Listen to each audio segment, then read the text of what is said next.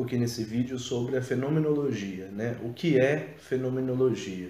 Se a gente for ver etimologicamente, a palavra fenomenologia, logos, vem de estudo, de razão, de compreensão, né? Então seria o estudo, a análise, a compreensão dos fenômenos, né? E o que são os fenômenos? Fenômenos são tudo que acontece, tudo que a gente pode ver, tudo que a gente pode perceber, né? Mas para entender melhor o que é fenômeno, é interessante entender o que é nômeno. Na história da filosofia, teve um filósofo muito importante no período clássico, o Platão, por volta do século V, IV a.C., que ele separou o mundo em dois mundos: o mundo das ideias, ou o mundo das essências, e o mundo dos sentidos, ou o mundo dos fenômenos, né?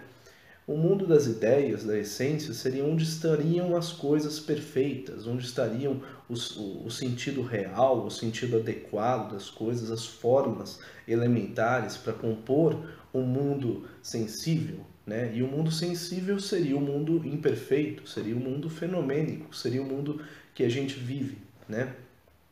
E a filosofia, o Platão deu uma primazia ao estudo do mundo ideal, do mundo perfeito, do mundo essencial, que é o primado da razão, né? Que até influenciou o pensamento racionalista de Descartes, lá por volta do século XVI, XVII, no movimento racionalismo, né? Que priorizou a razão, que acreditava que existiam ideias inatas, essenciais, que poderiam ser alcançadas por meio da razão. Inclusive instituiu a matemática como a regra mais racional possível, né? Que poderia ser medida, tudo poderia ser estudado, tudo poderia ser compreendido por meio da razão, né? Então a gente vê aí na história da filosofia e na história do pensamento ocidental uma espécie de primazia do noumeno, que é a essência, que é o objeto idealizado, que é o ideal, que é a razão, em detrimento do fenômeno, que é a experiência, a coisa que se apresenta para a gente, né? E a fenomenologia ela vem aí no começo do século XX a questionar essa primazia da razão, juntamente com outros movimentos que já estavam questionando, como o próprio existencialismo, né? E vem a propor o estudo das coisas, né? Uma teoria do conhecimento que se propõe a estudar os fenômenos e não apenas os nômenos, as essências, né? Então a fenomenologia vem a compreender os fenômenos, buscar compreender, na verdade, que nem sempre é possível ter uma compreensão completa e total ou explicar totalmente, né?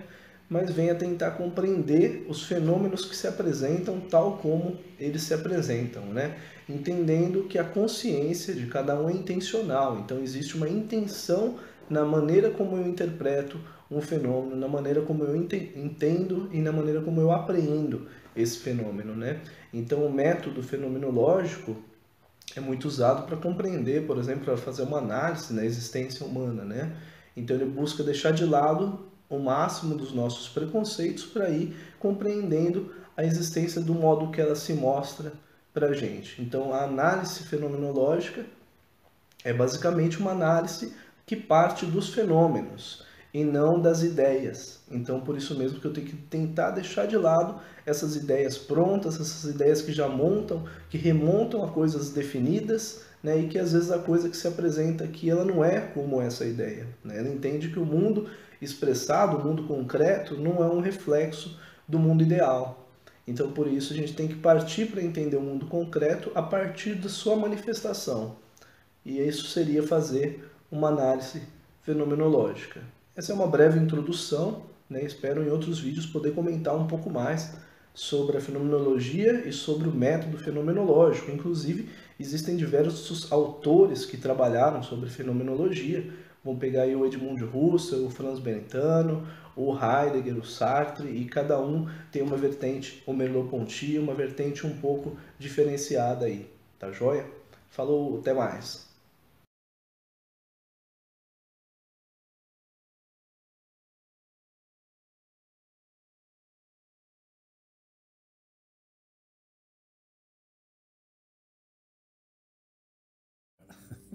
Vou fazer um novo vídeo aqui. Agora, tô com um novo visual aqui, né? cortei o cabelo, estou com um novo visual aqui para fazer esses vídeos. Olha só, presta atenção. O negócio é o seguinte, eu coloquei aí 4 pranchetas aí para a gente ir trabalhando, né? Eu vou fazendo essas coisas, estou organizando agora esses meus estudos, né? Eu parei de fazer curso agora eu vou trabalhar com as coisas que eu aprendi, né? Eu estudei pra caramba, pô. Aí eu tô organizando essas coisas, senão a gente nunca vai criar nada, nunca vai fazer nada, né? Então eu já tava com ideia de fazer um mestrado, mas que nada, eu vou, senão nunca vou fazer minhas coisas, fazer minha criatividade, fazer os meus trabalhos, né? E eu estou atendendo agora duas pessoas sobre questão de sexualidade. Aí eu fiz essas pranchetas aqui relativas, né? Já fiz uma primeira, né? Agora eu vou fazer a segunda. Uma coisa importante de falar é o seguinte, olha, a terapia narrativa é uma terapia fenomenológica, viu? Ela faz parte das terapias, das psicoterapias fenomenológicas, tá? Porque o fenômeno aparece como história. E o fenômeno aí vai aparecer como histórias de vida, tá? Então, olha só, nesse quadro aqui, eu coloquei lá o fenômeno da complexidade, tudo está interligado, o efeito borboleta. Eu já falei várias vezes, né? Que tudo está ligado na nossa vida, né? A gente não vai dizer que está ligado com o universo, que aí é já coisa do budismo, essas coisas né? Mas isso aí, mas vamos pelo menos ficar ligado nas coisas da nossa vida, né? As coisas são todas interligadas, como eu já falei naquela conversa anterior, tá? Agora, olha só, eu coloquei aqui, ó, fenomenologia da complexidade, tudo está interligado, efeito borboleta. Então, eu sempre falo desse efeito borboleta, que é para lembrar lá daquele filme, né, que o cara vai no passado e quer modificar, né, e dá aquelas tremendas complicações que tem lá, né? Querer voltar para o passado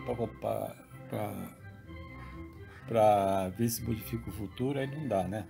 Mas olha só, tem fenômeno de complexidade, que é o negócio do Mohan, que eu já falei, né?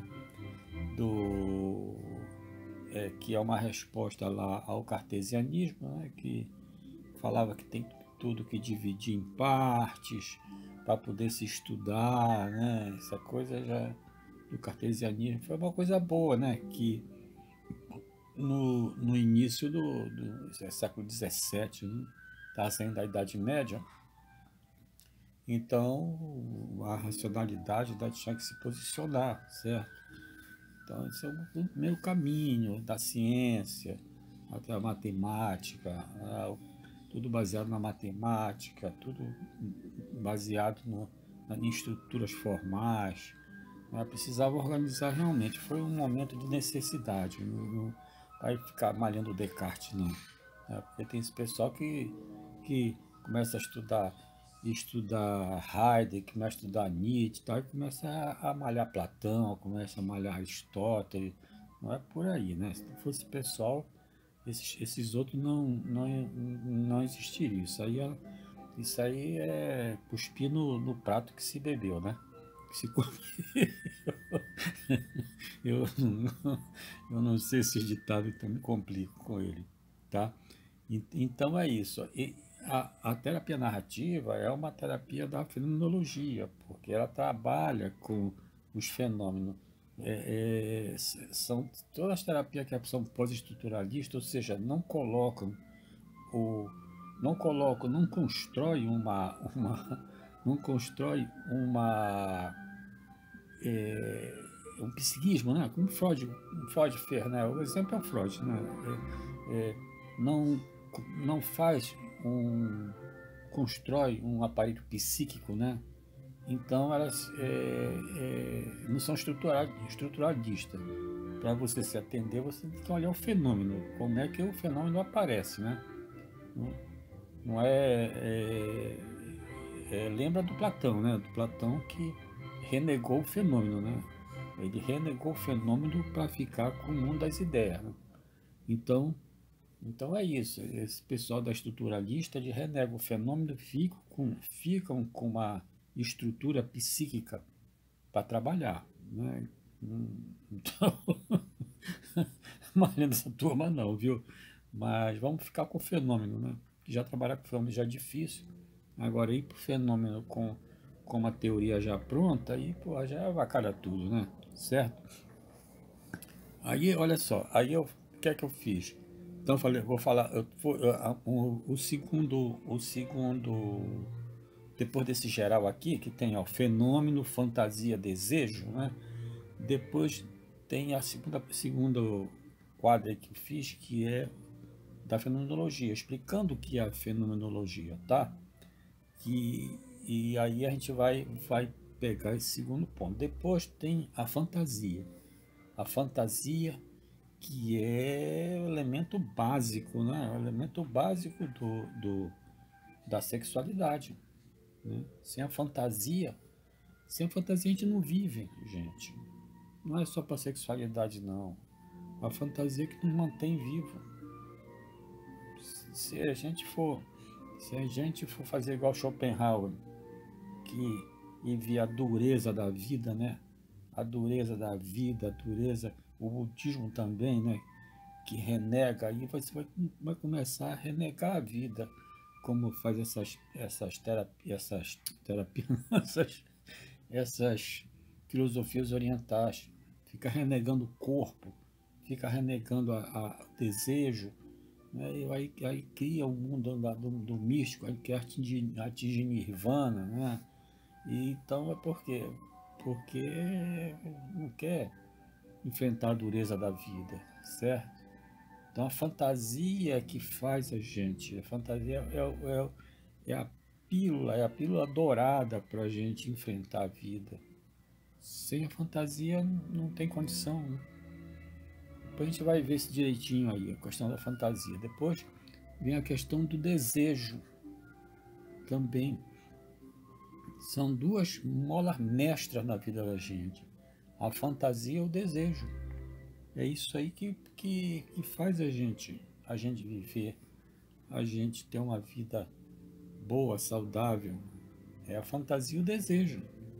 Quem não souber operar com esses dois, né? O psiquismo, quem não souber operar com essas duas coisas, né? Com fantasia e com desejo, vai arranjar problema.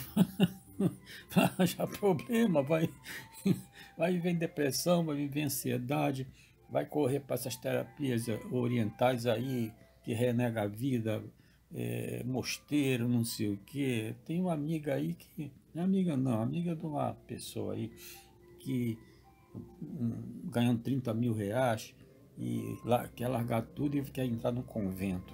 Vê só, sei lá, hein? Vamos falar, né?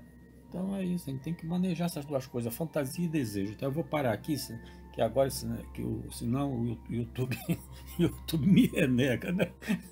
Não deixa eu, não deixa eu exercer minha fantasia e meu desejo, certo? Então eu vou sair fora, que aí nós temos a dureza da vida, que para mim agora é o YouTube. O YouTube me corta de tal maneira. Mas não deixa eu curtir meu canal aí, tá? Tchau.